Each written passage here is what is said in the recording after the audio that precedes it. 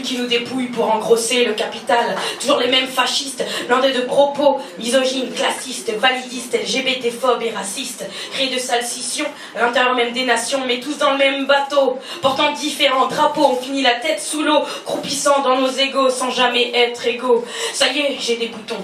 À cause des élections, devoir voter pour un oligarque n'a jamais été mon intention. Cependant, maintenant, contre l'oppression, il faut être soumis et subir la république des illusions. Les rues de France cachent leurs clochards gênants et les énarques nous enterrent à 99%, surtout si tu n'es pas français de souche, là où le patriotisme est un poison et te met donc ce mot à la bouche. De nos riches est devenu normal, phénomène mondial, alors que dans les ghettos urbains et ruraux, les peuples crèvent la dalle. Choisis bien ta définition du social, pas partielle mais totale. Appelle à une réelle solidarité internationale, mûrement pensée et brutale, sans atteinte aux attentes transfrontières d'un ras-le-bol général.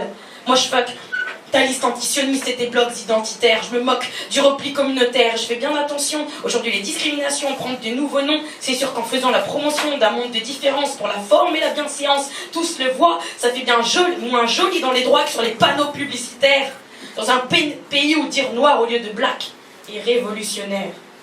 Mais tu ne sais plus à qui faire confiance. Les êtres humains s'auto-asphyxient dans l'indifférence. On n'a pas les mêmes chances quand les options sont l'esclavage et ou la délinquance. Et je ne veux plus sombrer dans la démence quand pour les politiques il y a la clémence et pour les pauvres il y a l'intolérance. Ils peuvent détourner des millions sans aller en prison, échapper à la justice et continuer leur vice. Alors que pour un vol à l'étalage, on met un tol un mec pour du fromage et se permettre de tuer Choyo Liu, Rémi Fraisse, Adama Traoré, d'emprisonner Cédric Héroux. Les désobéissants civils pour des pneus vandalisés se retrouvent en prison ou endettés, tandis que les usines sont fermées et délocalisées, enfonçant ouvriers et leurs enfants dans la précarité. Alors on prie, alors on crie, alors on pense. Être blessé sans jamais voir de différence, entamant des marches pour conscientiser la souffrance. Ou pire encore, on ne se bat plus, et ça c'est une chance pour les banques, les assurances qui accroissent nos dettes et nos créances, pour les puissants gardant leur train de vie et leur monopole, nous conditionnant entre zombies et guignols.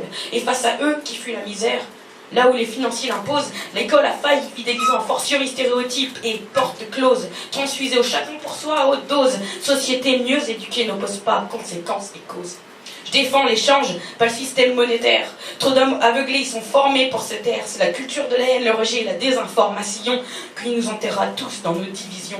Tu sais, les politiques, c'est toujours autour du fric qu'ils rappliquent, ne travaillant en finale que pour eux. Facilitateurs, menteurs et marionnettes, nous jetant sans cesse les miettes et de la poudre aux yeux.